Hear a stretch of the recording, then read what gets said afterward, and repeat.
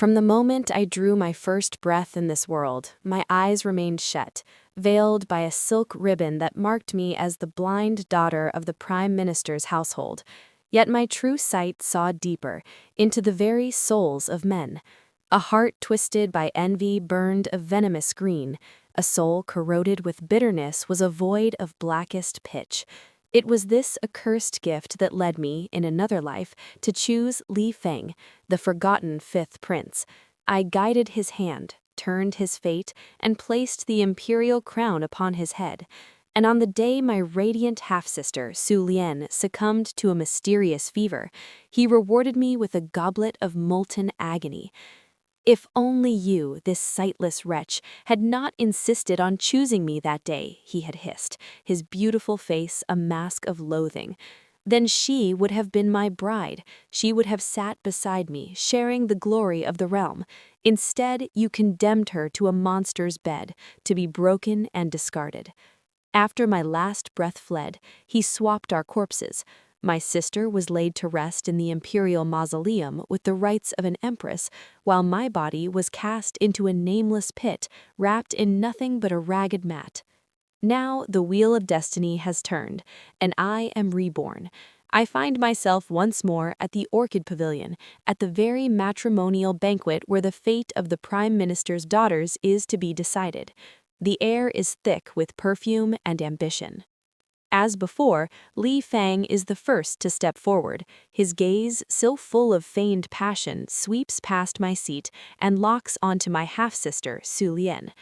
I humbly seek the hand of the Prime Minister's esteemed legitimate daughter, Su Lian, he declares, his voice dripping with a tenderness I now know to be poison. She is my true heart. I vow before heaven and this assembly to take no other wife nor any concubine in all my days. Murmurs of pity, like soft, cruel insects, buzz around me. All the princes choose the first daughter. Who would want the blind one? Even the lowly fifth prince scorns her. I was a child of a concubine, born with eyelids that would not open, forever shrouded in white silk. Li Feng's own mother had been a palace washerwoman, yet he possessed a striking beauty that belied his station. All had assumed the powerless prince would have no choice but to select me. Yet here he stood, before my sister, who blushed like a peony kissed by dawn. In that other life, Su Lian had chosen the crown prince, the apparent heir. She did not know of the darkness that festered within him, that he could only find pleasure in the music of women's screams. Her end had been slow and brutal. Li Feng remembered this too, for I saw the shadow of that memory pass over his face, a flicker of desperate love. He knelt before her, a half-prostration of utter devotion. "Lianer, marry me. I swear upon my soul I will make you the most exalted woman this world has ever seen." Seated beside my sister, I felt the weight of his glance toward me, a look of pitch-black contempt, a silent warning to stay away. He believed in this life, freed from my interference, his path to the throne would be smooth. He did not know I had carried a secret to my grave. My unopened eyes did not hinder my vision, they granted me a different kind of sight. I saw the colors of the heart, envy's green, resentment's black, love's blushing pink. For him, I had once navigated assassin's blades and poisoned cups, deciphered the hidden desires of ministers, and carved his way to power. This life, a cold, silent smile touched my lips. Li Feng thought I would cling to him like a desperate vine. If he so craved a union with my sister, I would gladly grant it. I only hoped he would not regret his fervent wish. Leaning on my maid's arm, I rose and offered an unsteady bow to the assembly. "This blind one is indeed unworthy of the fifth prince's regard," I said, my voice clear in the hushed hall. "My elder sister and his highness are a match blessed by heaven itself." Li Feng deigned to look at me, surprise flashing in his eyes before settling into smug satisfaction. "Good, you finally understand your place," he sneered. "Even if you wept and begged, I would not have you." My birth mother, Madame Wee, clutched her handkerchief, her heart aching so fiercely I could see its pale, sorrowful blue. She nearly spoke, nearly revealed the secret she alone knew. Though my Jiajiao cannot open her eyes, the man who weds her will gain the throne. I silenced her with a subtle touch. Through my silk veil, I scanned the hearts of the other princes. The second prince's core was a cruel, wolfish gray. The fourth prince's blazed a lustful crimson, surrounded by the faint echoes of countless women. Li Fang's, by comparison, had once seemed a normal hue, a mistake that had cost me everything. He was merely a master of disguise. Only on the day of Su Lian's death had his true heart been revealed to me, a deep, violent purple, thick with hatred for me. "My heart has always been your sister's," he had said coldly, poison dripping from the cup. "You stole her destiny." Now Su Lian turned to me, the very picture of gracious condescension, her heart pulsing with an ugly, glaring yellow. "Dear sister," she chimed, "all the princes have chosen me, but as your elder, I can be generous. If any has caught your fancy, I may yield him to you." Seeing my silence, Li Fang stepped forward, his voice a lash. "If no one claims you in the end, Jiajiao, I might yet take pity. You could serve as a maidservant in my household, perhaps to wash my feet." I was about to declare I desired none of them when a new sound graced the hall, the slow, steady turn of wooden wheels. I lifted my head. A man approached, seated in a wheelchair. He was like a moonbeam given human form, his robe the color of a pre-dawn sky, embodying an elegance that was both gentle and profound, and his heart, it was like a prism of the clearest glass, holding within it a single radiant strand of golden light, the true aura of imperial destiny. My breath caught. So, in my past life, I had not only chosen wrongly, I had fought against heaven's own mandate. That was my true downfall. I lifted a hand, my finger extending past the gloating Li Feng to point at the man behind him. "I choose him." Li Feng's face darkened. He followed my gesture and let out a derisive laugh. "Zhang Jiaojiao, your blindness truly knows no bounds. You've picked a cripple." He shook his head, mock pity layering his tone. "A blind woman and a lame man, a match made in the heavens indeed." Su Lian's gentle voice floated forth, drawing every eye. "Jiaojiao, you cannot see, so you do not know he is confined to a chair. Let me allow you another choice." Her words were sweet, but her heart gloated dark, malachite green, spiked with venomous delight. She sighed, a masterpiece of false sympathy. "If you truly find no husband, you may come with me as part of my retinue. I could arrange for you to be a concubine." I shook my head, my sight passing over them both. "I, Zhang Jiaojiao, will never be any man's concubine." "Who else would have you then?" Li Feng spat. "Look at yourself. Can you compare to Lianer in any way?" The man in the wheelchair, Su Xuan, paid them no mind. He guided his chair to me. His fingers, cool and smooth as river jade, took my hand and placed it gently upon his knee, a silent confession of his infirmity. I let my palm rest there. At my touch, he stiffened, then his whole frame grew tense.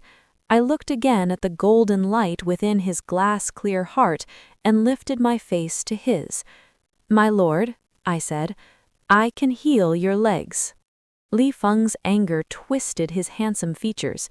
"You haven't even settled the marriage. Su Xuan is an outsider. Is this how you behave, shamelessly touching a man?" His laugh was brittle. "And since when could you treat illnesses? If you boast and fail, the consequences will be severe." Su Xuan's interest, however, was kindled. His voice was a soft breeze. "Can you truly cure my legs?" "I can," I affirmed, "but it will require a unique form of stimulation."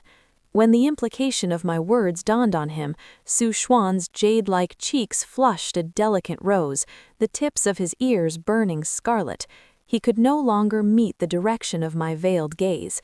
Li Feng's face clouded over completely, his eyes darting between us, his heart churning with a bright, bilious green jealousy. I sneered inwardly. What right had he to jealousy? He was the one who had avenged Su Lian with a cup of poison. After the banquet, Li Feng, armed with memories of that other life, courted Su Lian with relentless precision, showering her with gifts that mirrored her every forgotten preference. Moved and wary of the crown prince's rumored cruelty, she accepted the hand of the once powerless fifth prince. I, too, received a betrothal letter. The script was bold and elegant, the ink seeming to imbue the paper with strength. I pledge my heart to you, Zhao Zhao, to be joined as one, never to part. I traced the characters, feeling the echo of Su Xuan's quiet resolve. The weddings were set for the same day, the 8th day of the 8th month. On the eve, Su Lian visited my courtyard, her servant presenting me with a veil of peach red, the color of a concubine. Sister, you cannot see, so that a lord is willing to marry you is a mercy. My prince and I are magnanimous. We offer you the status of concubine. You will walk beside my bridal palanquin to the fifth prince's residence. Remember, you enter by the side gate. On the wedding day, I ignored the peach-red veil.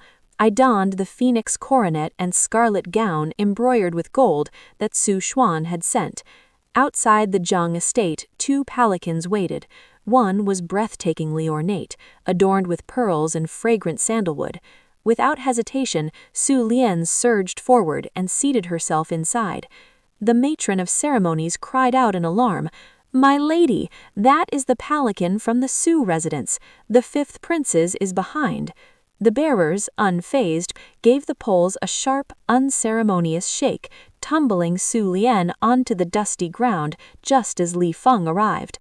She threw herself into his arms, weeping. "My prince, I am hurt. It must be my sister, jealous that I am the rightful wife." Li Feng's face blackened with fury as he held her. He glared at me. "Zhang Jiao Jiao, what right have you to wear the scarlet of a principal wife? Do you dream this is your past life?" His voice dropped to an icy whisper. "The only wife I will ever acknowledge is your sister. Take that gown off." From under my own veil, I saw Su Lian's smug smile. I did not move. "Li Feng," I said, my voice cold and final, "without me in this life, your wedding night will be your last night alive." Su Lian gasped in feigned horror. "How can you utter such curses?" She swayed dramatically. "I know you cherished the fifth prince, but to hate him so deeply now." Li Feng's face was thunderous. "The Zhang family's second daughter slanders a prince. Seize this blind wretch." "Are you not afraid of offending the prince of the Su family?" I challenged. "Su Quan?" Li Feng scoffed, arrogance returning.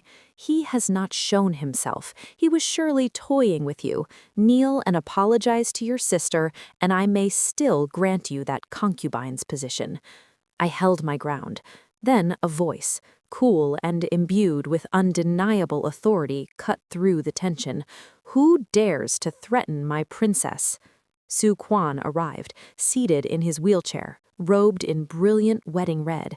His presence, fair and dignified, made Li Feng seem suddenly small and vulgar. He wheeled to my side and took my hand, his touch warm and steady. "Forgive my lateness. I have let you face this alone." Then his gaze shifted to Li Feng, turning to Frost. "The man who told my princess to kneel, break his legs." "I am a prince," Li Feng sputtered. "An unfavored prince who dared to claim my betrothed as a concubine," Su Quan stated flatly. Li Feng, gripped by a sudden, foolish courage, born of his other life memories, retorted, "My lack of favor is temporary. The day will come when you all regret this. Jiang Jiao Jiao, you will beg me then." I merely smiled. He still believed the throne was his destiny. He did not know that without me to twist fate for him, he was nothing. First, he had to survive the night. In the bridal chamber, Su Quan and I drank the ceremonial wine. The flush on his cheeks was like peach blossom under moonlight. "My princess said she could cure my legs," he murmured, his voice low. "How?" "Is your highness prepared?" I asked. Before he could answer, I moved to sit on his lap. Beneath my layered gown, I wore nothing. When he felt the truth of it, his entire being stilled, then tensed. He made to push me away, but I wrapped my arms around him, pressing close. "Does your highness no longer wish to be healed?" I whispered into his ear, which was now the color of a ripe pomegranate. Driven to the brink of his endurance by midnight, Su Quan had no choice but to rise to his feet. "How did you know?" he ground out, half annoyed, half in awe, holding me close. "I could see the color of your heart," I confessed. "The first time we met, you lied, and your heart flashed a faint green." Meanwhile, Li Fang's wedding night was not so blessed. In my past life, I had intercepted a maid sent by the crown prince, who had poisoned the nuptial wine. This time, there was no one to stop it. The next morning, as Su Puan and I went to pay respects at the palace, the fifth prince's household was absent. Whispers trailed us. The fifth prince was poisoned. He lies in a coma. Upon our return to the Su mansion, we found Su Lian, her eyes red raw, blocking our gate. "Jiang Jiao Jiao, you witch! You poisoned him! Give me the antidote!" "What evidence do you have?" I asked calmly. "Have you caught the assassin? Found the poison?" The crown prince's agent was long gone. Someone like Su Lian would never find her. Defeated, but vicious, her eyes fell on my neck, noting the marks there. You truly lay with a cripple?" she spat, her voice a mixture of disgust and a strange, perverse triumph. But then, a blind woman and a lame man, fitting. Thinking of the previous night, a warmth spread through me.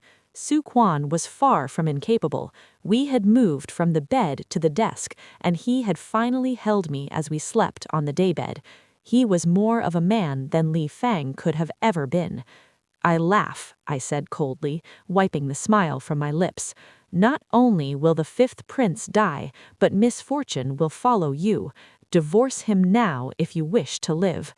"Divorce him? So you can have him?" she shrieked, raising her hand to strike me. Su Quan was there in an instant, pulling me into his arms and catching her wrist, his gentle face now a sheet of ice.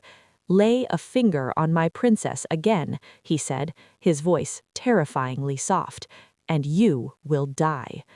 After she was dragged away, we prepared to depart for Su Quan's feet, Yuanju.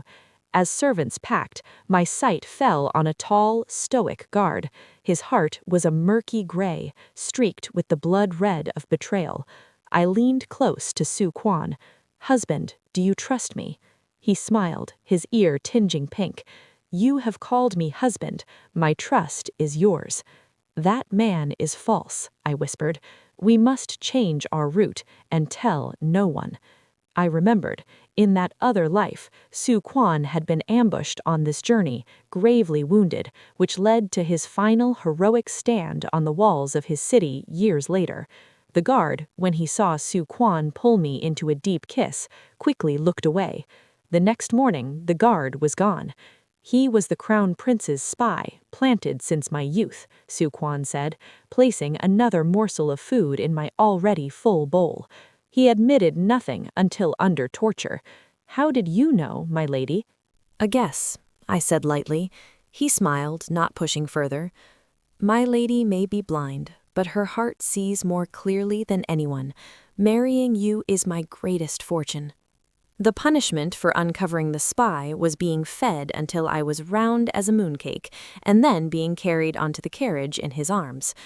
"Husband," I asked as we traveled, "when will your ailment be fully cured? When will you rise from the chair before the world?" He hesitated, kissing my hair. "Does my lady dislike having a cripple for a husband? The Su family, as a non-royal, princely house, is viewed with too much suspicion. My disability is the only reason I have lived this long." A flash of amber restraint colored his glass-clear heart. I understood. He lived a performance to survive the emperor's paranoia. In truth, I did not mind the chair. He was more than capable without it, especially in the deep of night. Life in Yuanzhou was peaceful, far from the capital's intrigues. The people were kind, calling me princess and refusing payment in the markets. One day, returning from such an outing, my maid sighed, "Though the princess cannot see, she runs swift as the wind." Su Huan remembered that. That night, as I lay spent in his arms, he gently touched the silk over my eyes. "My lady, can you truly not see?" I took the ribbon off myself, revealing my forever closed lids. He tenderly retied it. "Even if you cannot, it is no matter. I will be your eyes." From that day, a soft, blossoming pink began to glow in his heart whenever he looked at me, deepening each time we were close, until it was a rich, rosy hue like all the springs of the world had bloomed inside him. I had never seen a color so beautiful. Our peace was broken by news from the capital. Li Feng had awoken, but the poison left him with a shattered mind and a lame leg, subject to violent fits. I smiled coldly. This was only the beginning. An imperial summons arrived for the crown prince's birthday banquet. There, amidst the glitter and scheming hearts, I squeezed Su Huan's hand. "Touch nothing," I warned. He chuckled. I am not a child, but he listened. As foretold by my memory, an assassin, a dancer with a heart of blackest pitch, struck. Chaos erupted. This time, Su Huan, forewarned, shielded me instantly, his loyal guards emerging from the shadows. We stood as an island of calm. I cast a glance toward Li Feng. My sister had fled, leaving him alone. A blade found his leg. As blood pooled, his eyes found mine, full of pleading, fear, and the unmistakable green tinge of regret. I turned my sightless gaze away. I was a blind woman. I could see nothing. The blade was poisoned. Li Feng's leg festered, and the healers, arriving too late, could only amputate. He became a true cripple, bound to a wheelchair. Soon, a secret missive reported, "The lame prince and his wife Su Lian quarrel incessantly. She screams for a divorce. The household is a mockery." 6 months later, Su Lian, consumed by bitterness and ambition, emptied Li Feng's coffers and fled. She remarried, not as crown princess this time, but as a lowly concubine to the very crown prince she had once avoided. I encountered her once in a market, sheathed in gaudy jewels, snatching cosmetics from my hands. "I must look my best for the crown prince tonight," she simpered, her heart a garish, boastful orange. "You have no need for rouge. You cannot see yourself, and your husband is a cripple. Oh, forgive my blunt tongue." I merely smiled. There was no point contending with the dead. Not long after, a torrential rain fell. Li Feng appeared at the Su mansion gates, a soaked and broken figure, dragging his lame leg. Guards could not dislodge him. I went out. "Why?" he screamed over the downpour, his eyes hollow. "Zhao Zhao, in our past life you foresaw every danger. I thought if a woman could seize the throne, a man like me certainly could. Why am I here?" After his rage subsided into pathetic sobs, he crawled closer. "Zhao Zhao, I regret it. Return to me, not as a concubine, as my wife. Together we can do it again. I will be emperor, you will be empress." I looked at his heart. The regret was genuine, a deep, rotten green. I laughed, a sound lost in the rain. "Li Feng, you are wrong.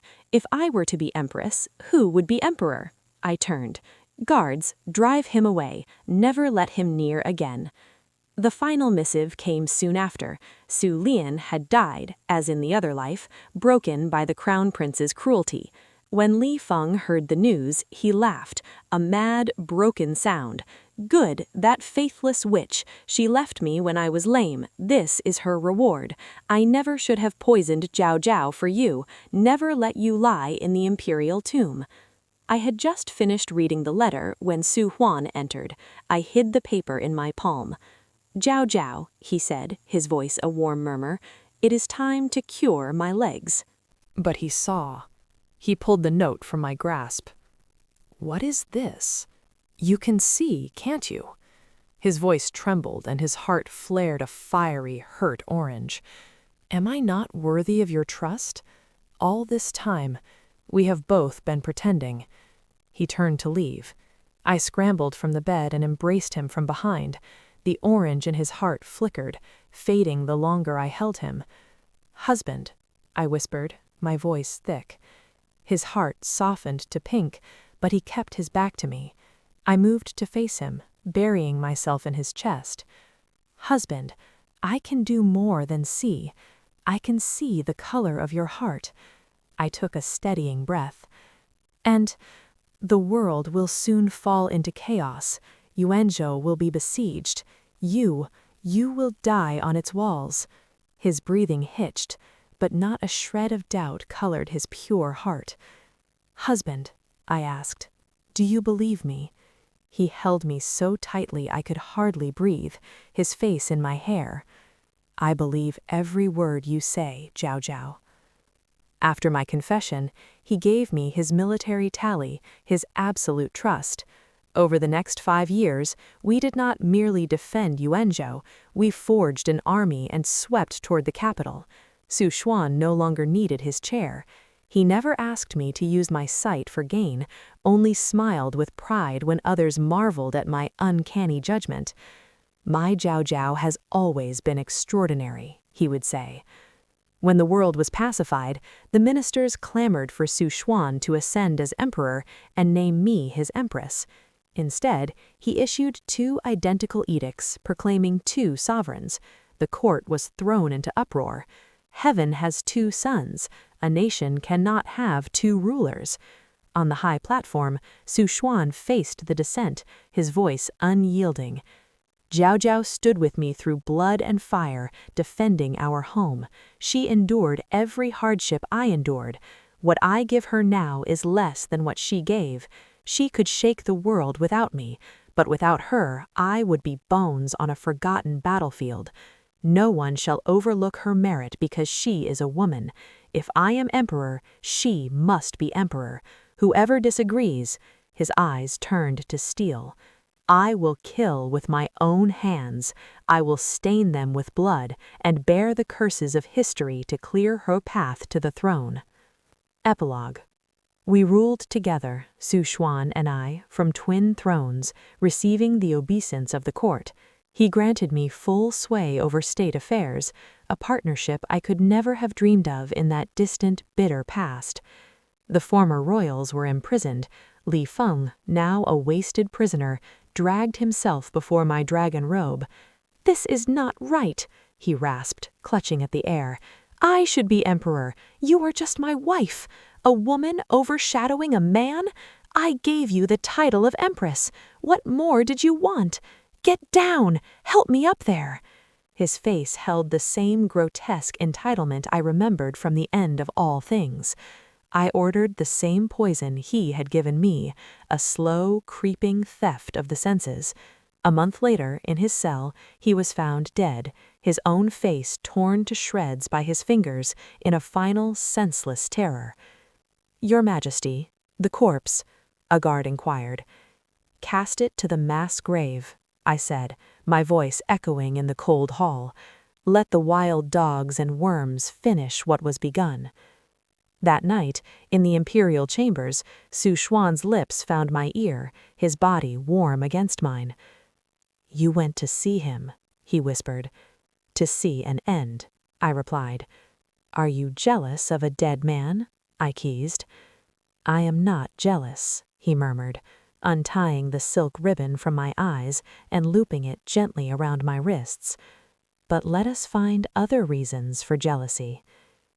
Later, as I lay with my head on his chest, sated and peaceful, his fingers traced my cheek. "Zhao Zhao," he whispered, curiosity a soft hum in his voice.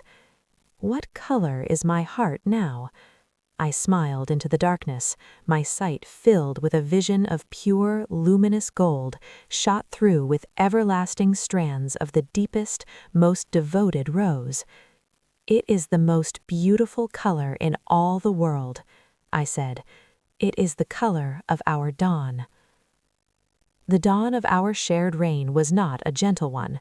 The ministers, steeped in 1,000 years of tradition, chafed like ill-fitting harnesses. The petitions came first, veiled in silk and fine calligraphy, but pointed as daggers. The ancestral temples know only one sovereign. The people are confused. The heavens may send portents. Su Xuan would read them aloud in our private chambers, his voice calm, but the faintest trace of storm gray would flicker in his golden heart. He was prepared to bear the curses as he had vowed. I, however, had a different method. I did not argue from emotion or merit alone. When the Minister of Rights, a man whose heart glowed the envious green of stagnant pond water, presented a lengthy memorial on the natural order, I waited until the full court assembly.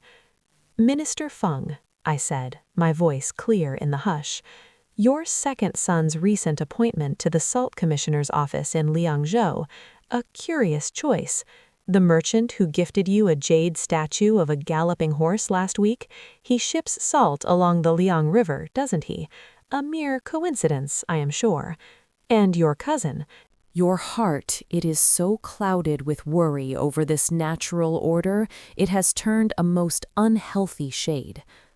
The blood drained from his face.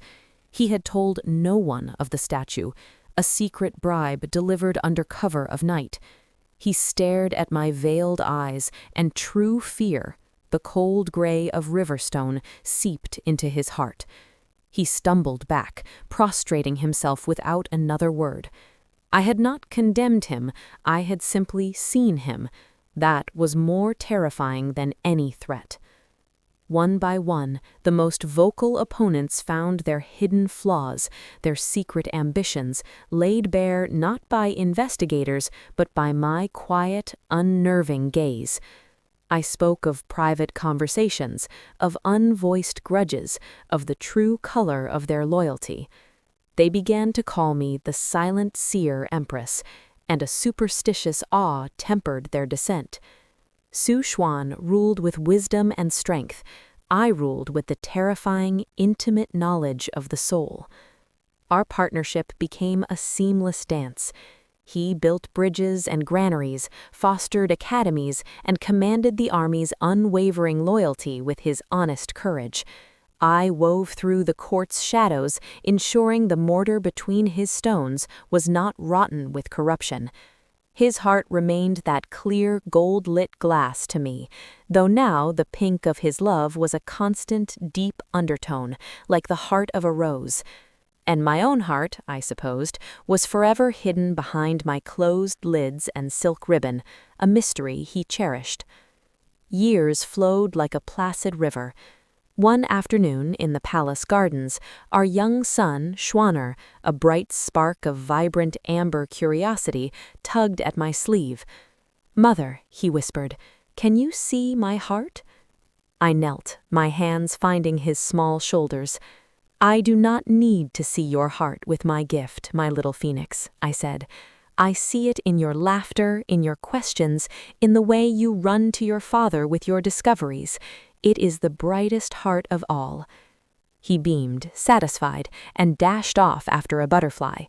Su Xuan, who had been watching from a nearby pavilion, wheeled his chair over. He still used it at times in public, a habit of caution and a quiet joke between us. He took my hand, his thumb stroking my palm. "You are a wonderful mother," he said. Then a playful glint entered his voice. And what color was his heart, truly? I leaned into him. A shimmering topaz, full of light, not a trace of deception. He is yours, through and through. His smile was my sun. The peace we had forged felt eternal. But the past has long roots, and poison, even when removed, can leave a stain on the earth. A ragged figure was brought from the deepest prison to the palace grounds. A man so aged and broken he was scarcely recognizable. It was a former minor official from Li Fang's doomed household. In his possession were sheaves of crazed writings chronicling Li Fang's final ranting days. Among them was a detailed, obsessive account of my witchcraft, my ability to see souls. The ramblings of a madman, but dangerous embers if fanned. The official, hoping for mercy, had begun whispering his tale to a guard whose heart was a covetous yellow. The guard saw profit. The whispers slithered from the dungeon into the city's tea-houses. The Empress is no sage ruler, she is a sorceress. She unnaturally bewitched and noble Prince Su Xuan. She controls the court not by virtue, but by demonic sight. The first we knew of it was a thrown stone that struck the imperial carriage. It was followed by a scroll, tied with rough string, bearing a single character, Yao, which meant monster. Su Xuan's rage was a cold, silent thing. His heart burned a fierce, protective crimson. He ordered the city garrison to find the source, but I placed a hand on his arm. "Force will only make the shadow grow larger," I said. "They fear what they do not understand. Let me face it." "No," he said, his jaw tight. "I will not let them vilify you. I will issue a proclamation denouncing the lies." "And confirm to them that there is something to denounce?" I shook my head. "The truth has been my shield and my weapon my whole life. Let me use it now, not in shadow, but in light." Against his every instinct, he agreed. A week later, an unprecedented announcement echoed through the capital. The co-emperor Zhao Zhao Zhao would receive petitioners in the Grand Audience Hall to answer any question posed to her, from the highest duke to the lowliest registered citizen. The hall was packed, a sea of suspicious faces and colorful, churning hearts, curious oranges, fearful grays, and hostile blacks. Su Xuan sat on his throne beside mine, a pillar of simmering tension. I was dressed not in heavy imperial robes, but in a simple gown of moon white, my white silk ribbons stark against my hair. The first to step forward was a celebrated old scholar, known for his rigid orthodoxy. His heart was a brittle, dusty blue. "Your Majesty," he intoned, "the rumors speak of an unnatural power. Can you indeed peer into a man's heart? Is this the way of the righteous sage kings of old?" I answered quietly, "I cannot read thoughts, venerable master. I see only the color of the intent, the weather of the soul. As a physician feels for fever, I sense the sickness or health of purpose. When you entered this hall, your heart was the blue of ancient, unchanging ice, suspicious of change. Now, as you formulated your question to test me, it flickered with the gray of genuine doubt. Is that unnatural, or simply a form of listening the ears cannot perform?" The rigid scholar stiffened. He had not spoken his internal shift from suspicion to doubt out loud. He retreated, silent and deeply unsettled. A merchant came next, bold and greedy, his heart a brassy yellow. "If you can see deceit, Majesty, then look at me. Tell the court if I am an honest man." I smiled faintly. "You wish for a public certification of your character? Very well. Your heart is the yellow of ripe grain under a summer sun, ambitious, acquisitive. 3 days ago, you knowingly sold a shipment of mildewed grain to the Western garrison at full price, claiming it was top quality. The gray of that deceit still streaks your yellow heart like tarnish. Is that honest?" The merchant's bluster collapsed. He fell to his knees, kowtowing wildly as the guards moved to arrest him. A murmur, now tinged with awe rather than fear, rippled through the crowd. The challenge came from a young, firebrand poet, his heart a passionate, idealistic scarlet. "What use is this power?" he cried. "If you can see evil, why do you not purge it all? Why does corruption still exist? Are you selective in your sight?" This was the true question. I stood, and the hall fell utterly silent. "I see the green sprout of envy before it becomes the murderous vine," I said, my voice carrying to the farthest corner. "I see the black seed of resentment before it flowers into betrayal. And yes, I have plucked many such weeds. But if a gardener tore out every plant that showed a single discolored leaf, she would be left with a barren field. A soul is not static. The gray of a lie can be washed away by remorse. The green of jealousy can be overcome by generosity. My gift shows me the garden as it is, the blight and the bloom. It is my husband's justice and our shared mercy that decides which plants to nourish, which to prune, and which, in true danger, to uproot. I turned my veiled face toward Su Xuan. He is the sun and the rain. I am but the one who can see which way the stems are bending. Alone, my sight is merely a curiosity. With him, it becomes a tool for governance. That is our covenant. I then faced the crowd again. You fear a monster. A monster would use this sight for control, for terror. Have I? Look at your lives. Look at the peace in the streets, the full granaries, the courts where even a poor man's case is heard. Is that the work of a demon? Or is it the work of two rulers who, in combining their different strengths, seek only to serve? For a long moment there was silence. Then the young firebrand poet's scarlet heart softened, blurring into a respectful deep rose. He bowed, lower than protocol demanded. The brittle blue heart of the old scholar warmed to a tentative lavender of reconsideration. The wave of black hostility receded, replaced by swirling eddies of orange curiosity and the steady green of growing acceptance.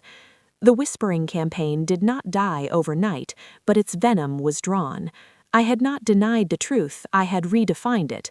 I was not a sorceress, but a seer, not a monster, but a guardian. That night, in the quiet of our chambers, Su Xuan untied my ribbon with reverent hands. He did not ask to see my eyes, he simply pressed his lips to my closed lids. You were magnificent, he whispered, his voice thick. You took their fear and turned it into understanding. I had a worthy subject to explain, I replied, tracing the line of his jaw. A ruler so just that my strange sight could only ever be a compliment, never a corruption. He pulled me close, his heart a blinding, brilliant gold, shot through with filaments of such deep, enduring pink that it brought tears to my own hidden eyes. Jiao Jiao, he murmured against my hair, for so long you have seen the colors of my heart. Tell me, is there a color for a love that has no end, that transcends even the sight of souls? I listened, not with my gift, but with my whole being, to the steady beat of his heart against my ear, to the safety of his arms, to the future we had built from the ashes of two tragic pasts. Yes, I whispered back, sure as the sunrise we now ruled together. The years that followed the petition day, as it came to be known, solidified our reign into legend.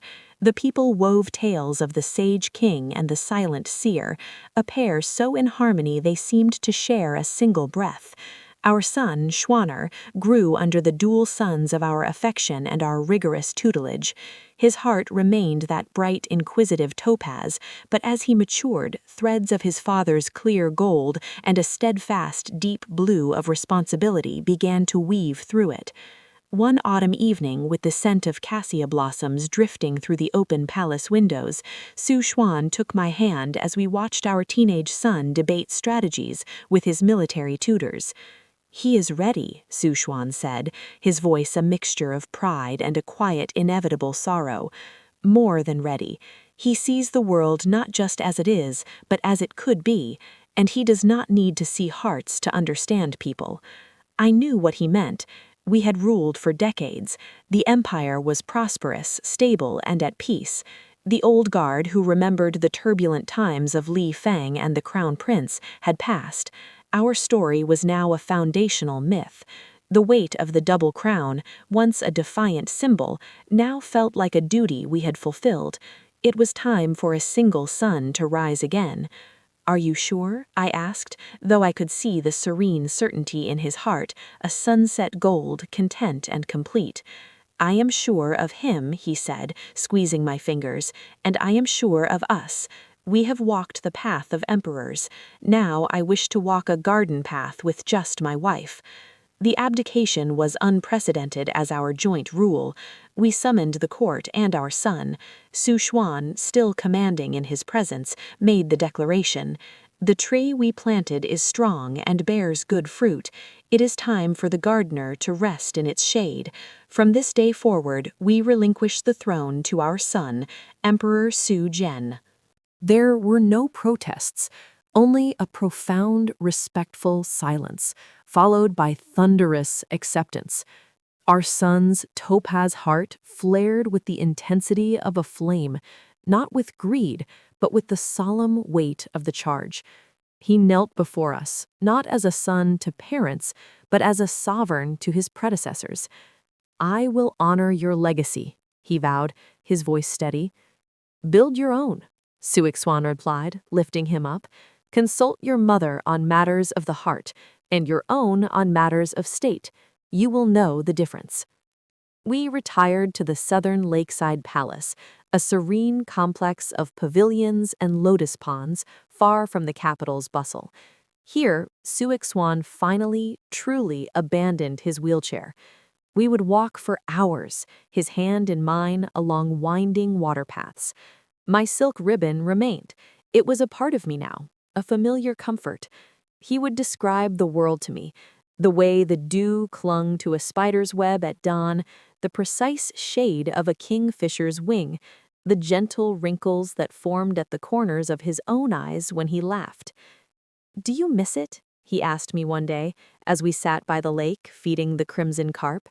"The court, the intrigue, the power."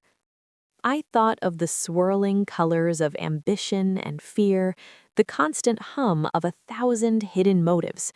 "I miss the purpose," I said honestly, "but not the arena. This," I gestured to the water, to him, to the quiet. "This is a different purpose, one I fought a lifetime to earn." He kissed my temple, his heart a soft, steady pink. "My sight was always only for you," I added. "The rest was just service." Years passed in this gentle haze. Our hair turned to silver, our steps slower, but the bond between us only deepened, a well-worn path smoothed by time and unwavering love. One evening, after a simple meal, Suixwan felt unusually tired. He leaned against me as I helped him to our bedchamber, his body lighter than it had once been. He lay down, and I sat beside him, holding his hand.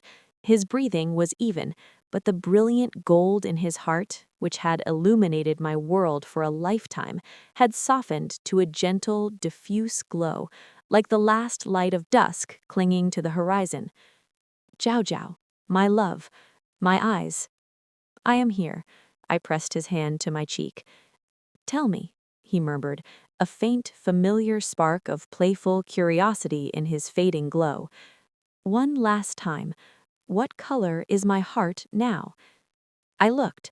I saw the lifetime of trust, the unwavering love, the shared struggles and immense joys. I saw the gold of a true emperor and the pink of a devoted husband, now blended into a single, indescribable hue. It was the color of a perfect sunset over a calm sea, of a final, fulfilled breath, of a story that had reached its beautiful, natural end. "It is the color of peace," I whispered, my own voice breaking. "The most peaceful color I have ever seen." A small, contented smile touched his lips. "Good," he breathed. "That is all I ever wanted for you." His hand went slack in mine. The glorious, gentle light in his heart shimmered, pulsed once like a firefly in the dark, and then faded, not into blackness, but into a profound, quiet clearness, like a glass of water finally still, reflecting only the memory of light. He was gone.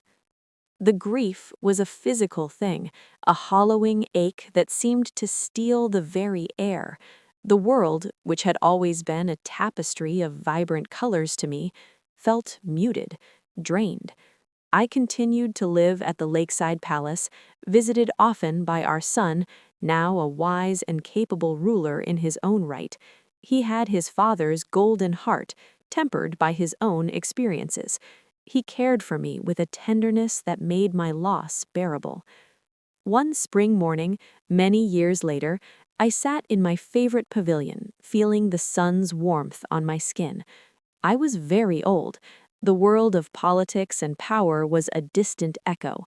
I found my thoughts drifting not to courts or strategies, but to a young blind girl at a matrimonial banquet, pointing a trembling finger at a man in a wheelchair whose heart shone with golden light.